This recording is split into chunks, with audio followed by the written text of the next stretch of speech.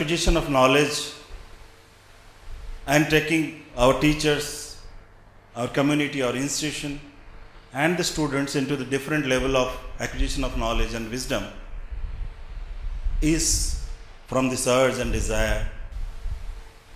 But what is this urge and desire, and what it leads to, where it comes from? And what's the role of teacher in this philosophical, spiritual thing? And I'm trying to connect with the present day. Because I understand that when we are dealing with human beings, you are also dealing with human beings day in, day out. We are dealing only with emotions. I probably deal different emotions in a day of hundreds of types, doing hundreds of different types of jobs.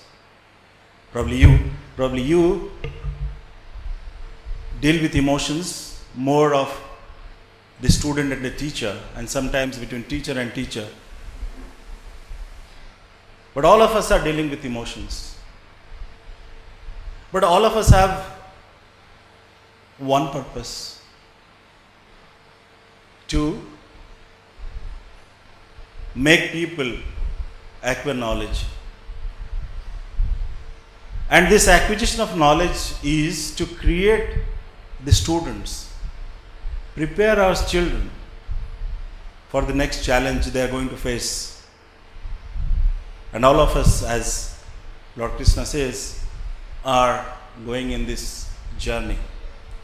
So he says, come with me with the journey. I will tell you, and I'll take you through this journey to make you understand the golden principles of humanity, the principles of life, the principles of knowledge that will culminate into a character. The character of your institution, character of yourself, character of your students. And that will reflect SAI as a different organization.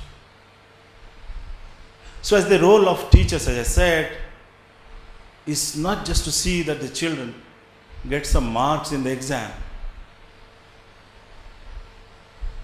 The role of the teacher is not to give some key questions and prepare the children to answer the papers and get some marks.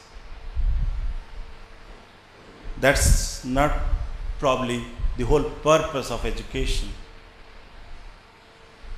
The purpose of education of a teacher is to prepare the next generation to build a different nation. That's why I always put my slogans two. One, either be the best or different from the rest. It applies to the teachers as well as the students.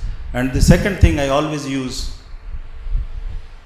which has come to me as a realization, is let's build a better India through education. Probably I'm talking at a larger forum that let's build a better India through education. If you come to the school parlance, let's build a better school through education. Let's build a better society through education. Let's build a better section in which you are dealing through education. Let's build the class, better class through education. Let's build the better group through education. The society, better society through education.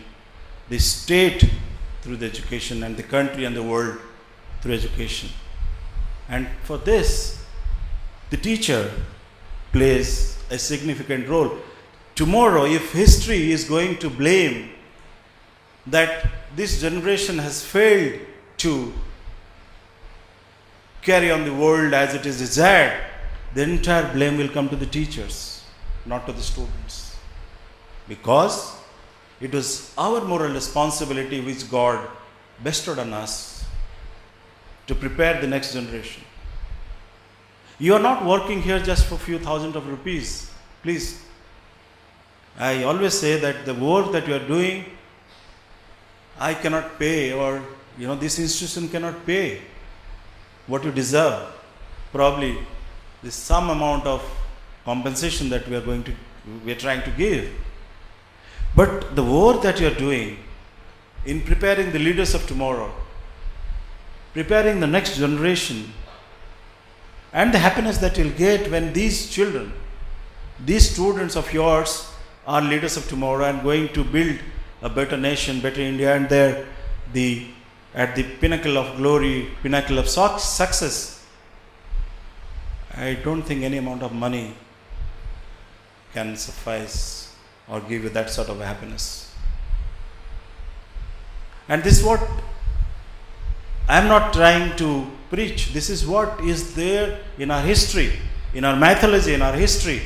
And over the years, this has happened in India, and that's why India is the oldest civilization of the world still intact, because we understand the value and role of teachers and connect the role of teachers with the students.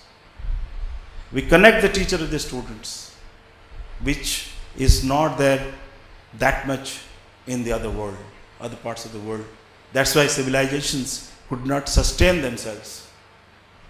Our civilization has sustained thousands and thousands of years and is going strongly is because of this value base of our teachers. So the first point I said, you need to understand who are you. As Sri Krishna says, you need to first understand who are you. Second, understand why God has given you this opportunity to teach. Third, what is the responsibility that God has bestowed on you. Once you understand these three phases, the other three phases that I said, to connect either with the thought or with the heart or the soul, will be a natural process, and you will go on in this journey, and this beautiful journey, and you will be happy in proceeding this journey. Let's see what Chanakya says on this, the role of teachers and connecting with the society and the nation development, and what teachers can do.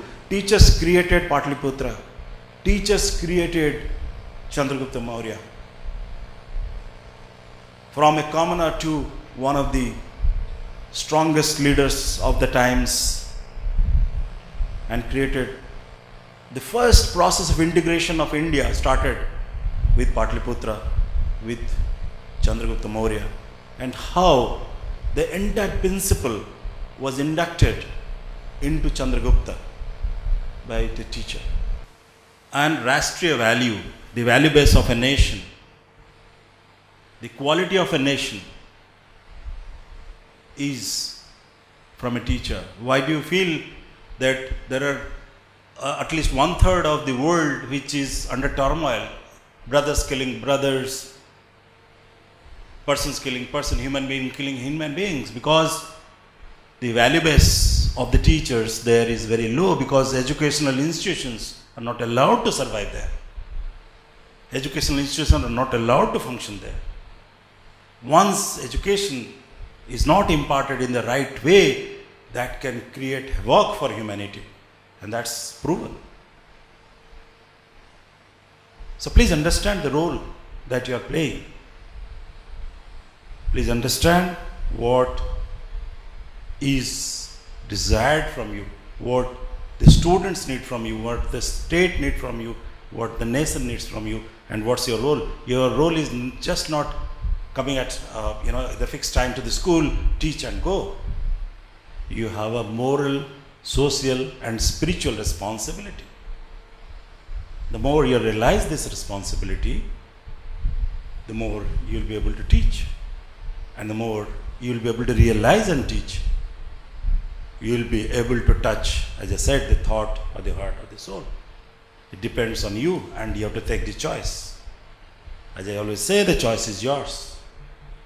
Once you take the right choice, you are going to build a nation or break a nation, build a school or break a school, build a society or break a society. It's in your hand. Having said this, let me go to the next thought, which talks that how a teacher can teach, where from that internal urge comes out, and how do we connect ourselves to teach. And this comes from just one simple principle of nature.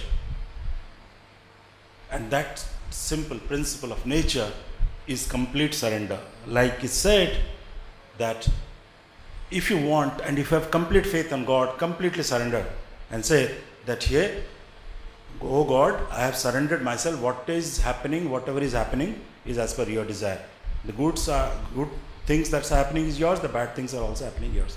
That's called complete, and it's all in all scriptures, may it be in Bible, may it be in Quran, may it be in Gita, all the same.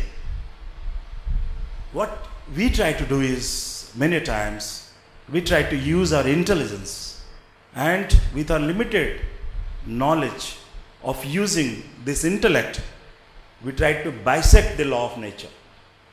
And that creates stumbling blocks in the natural process of our journey.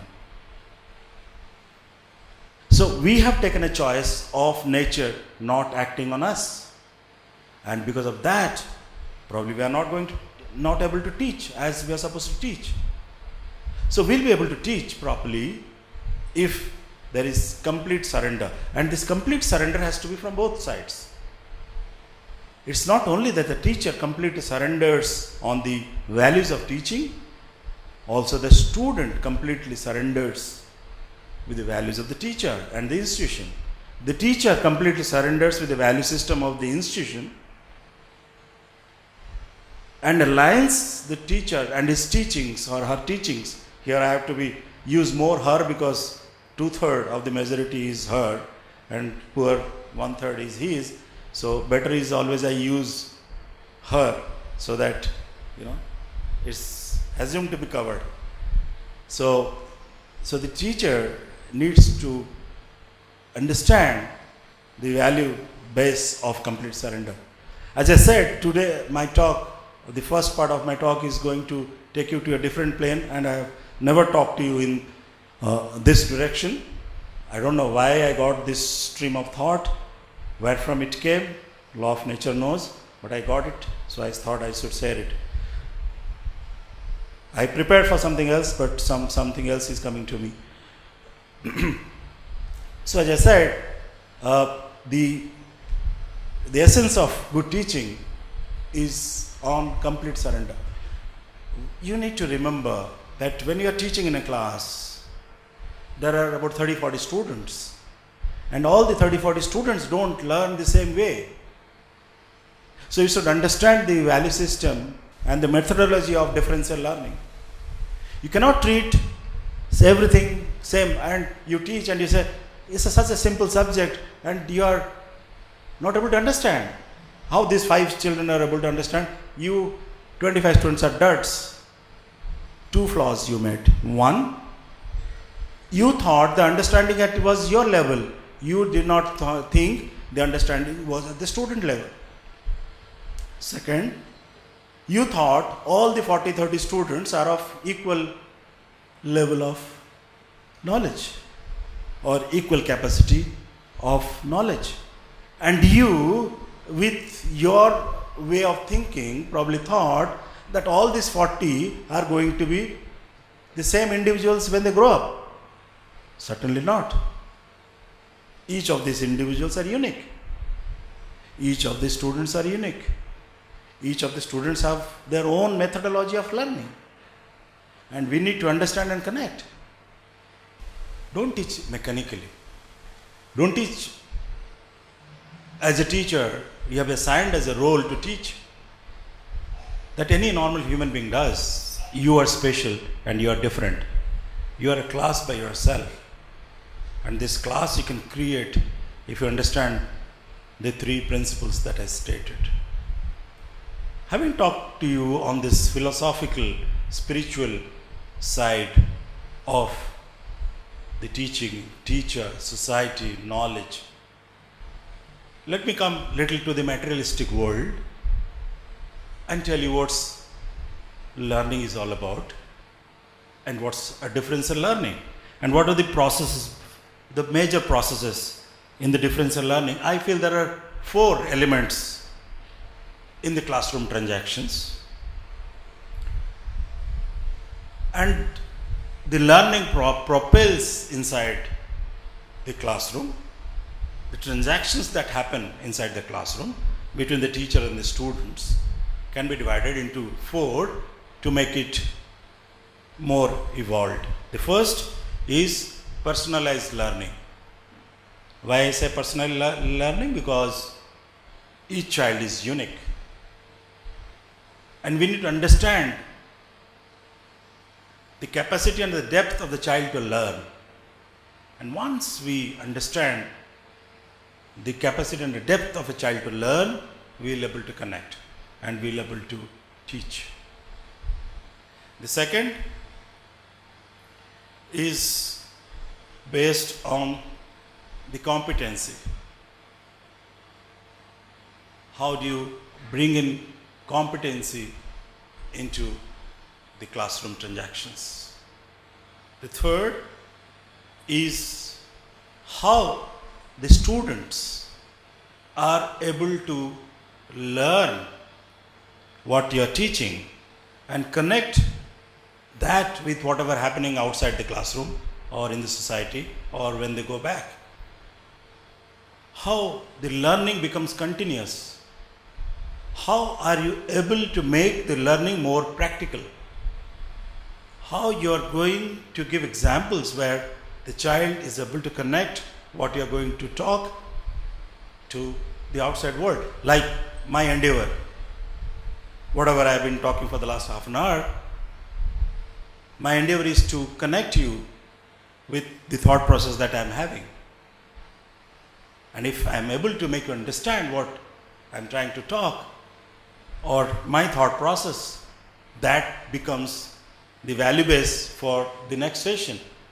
When Principal Sir told me that I need to create a value base and a guiding principle for the 17-18 of a school which is already at a 5th best school of India. How do I take it to the next level? And how does that happen? That can only happen when our teachers are evolved, when our teachers are passionate, when our teachers understand the principle and the philosophy of what we are going to talk and aligned seamlessly with this philosophy. So the fourth is students taking ownership of what you're going to teach. If the first 3 steps that I said are properly transacted in the classroom. So let me show you how these 4 principles can be imparted inside the classroom. So having said you on the philosophical side, spiritual side, taking you into the materialist side, now please understand how many times you do a mistake in assessing a person in a life. If you start counting from a childhood, I think figures you will not be able to assimilate. The number of times you have assessed a person wrongly. And that has landed you into problems many times in your life. Try to think. Try to think, you're assessing, when you are in school, assessing about your friends, assessing your teachers.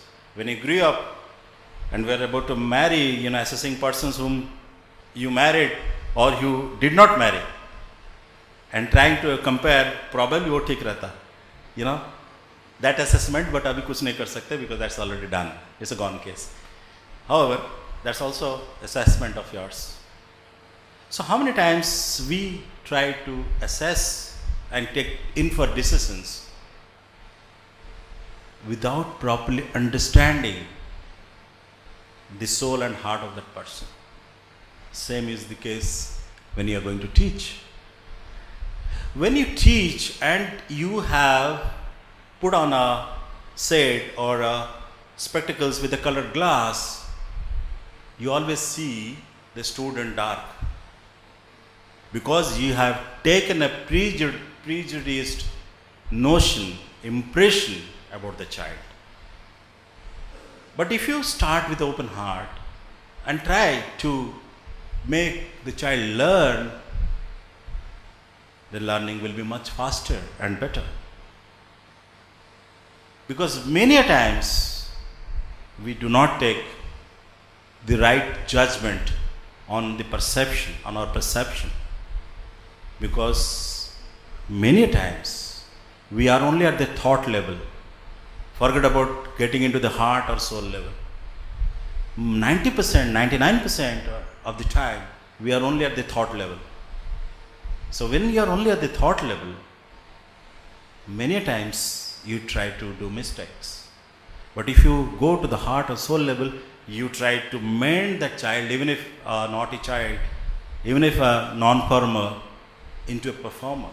How do you think the children are inspired to score 99%?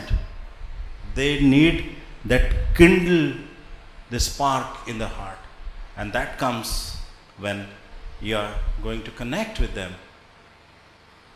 And this connect is at a heart and soul level, with the teachers, with the student, with the individual to individual, with person to person.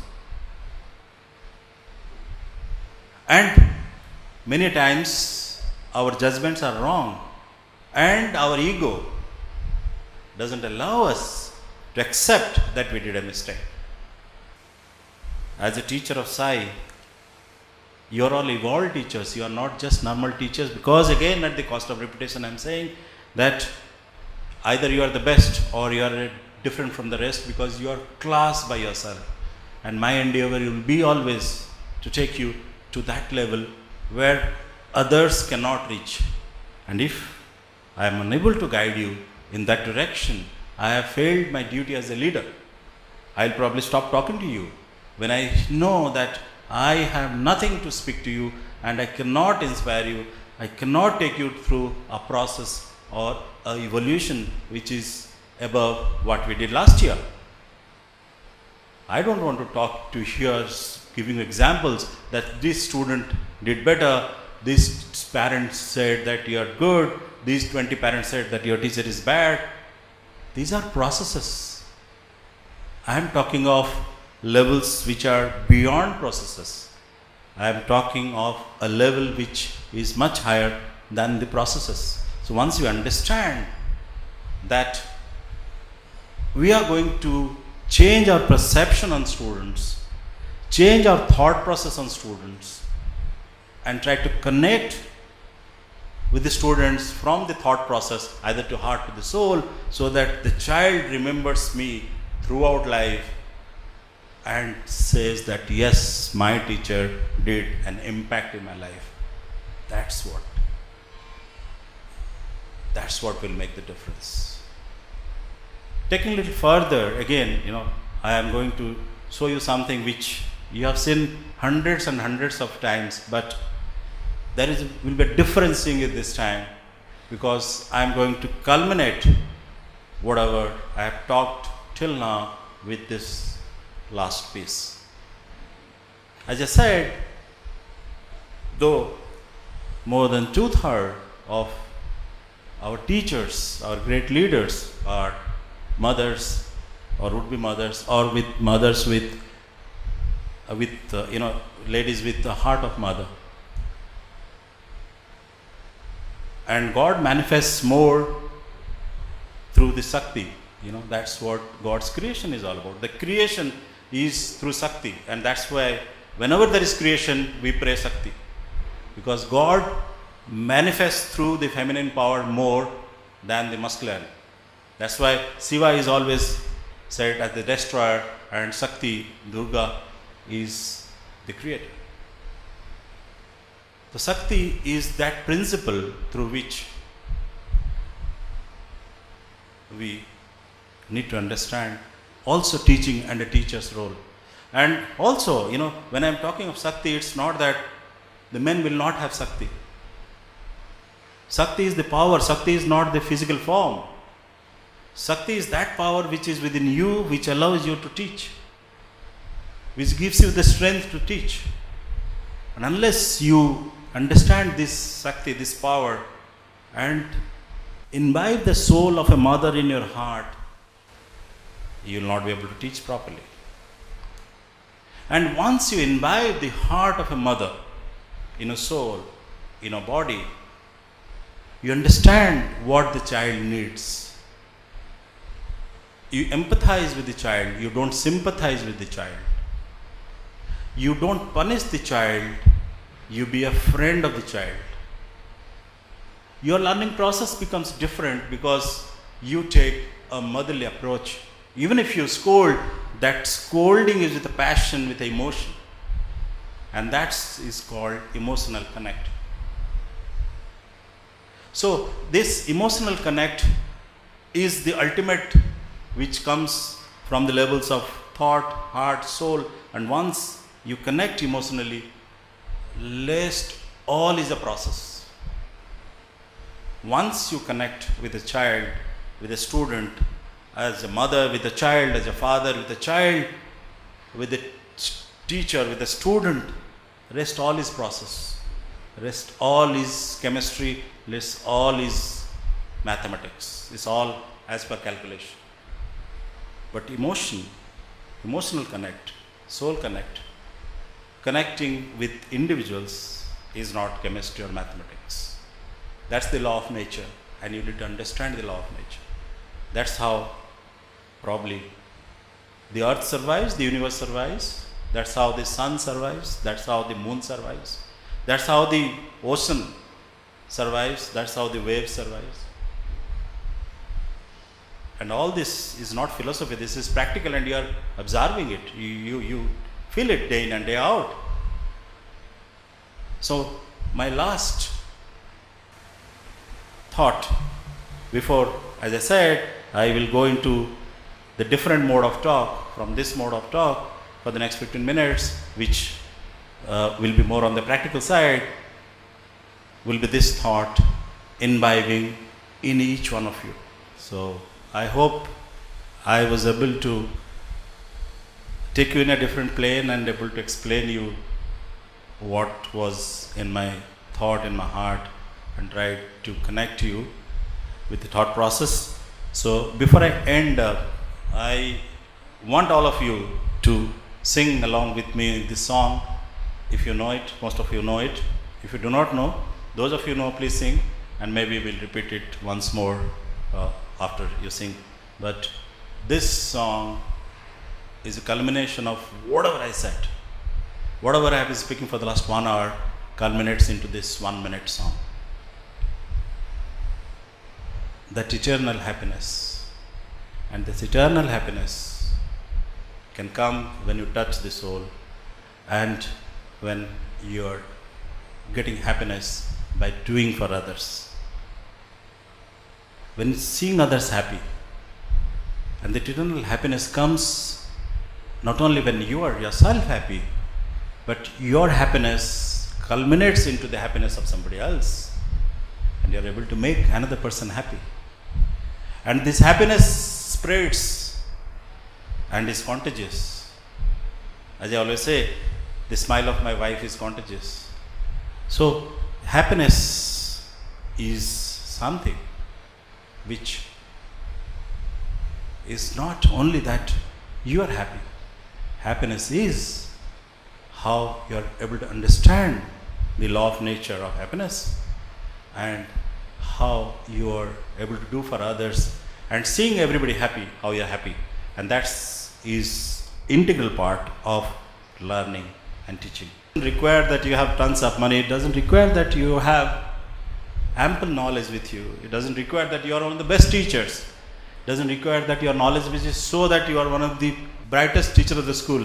What requires, you have a beautiful soul, and you are able to mend the children, and you are able to connect the children, and that's it.